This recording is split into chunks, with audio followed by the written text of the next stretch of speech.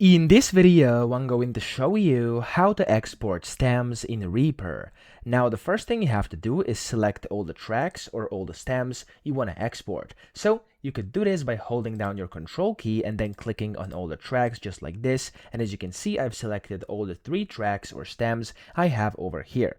If you have a lot of them and you want to export all, you can simply click on the first one, hold down your shift key and click on the last one, and that's also going to work, okay? You could also press Ctrl and A to select all of them together.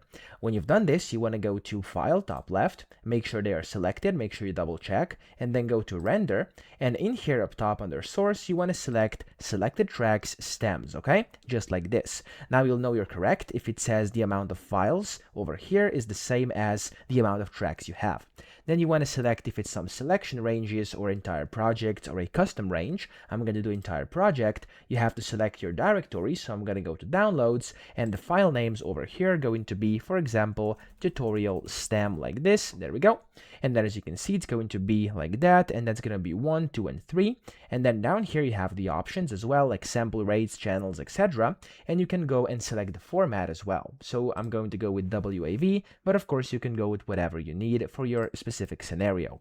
Then here you can change your bit depth, your, of course, how it treats large files, etc. And you have some other options down here and up here, which of course allow you to set a bit different things on here as well. So it's completely up to you how you configure these, but if you want a simple export, just like this, the default is going to do, you can then click on the render and the amount of files. It's going to render these like this. It's now finished. If I go and click on open folder, it's going to open the folder where I can find my 3 stems over here, just like this, okay? So that's it. I hope this video helped you out. If it did, please subscribe to the channel and help me out as well.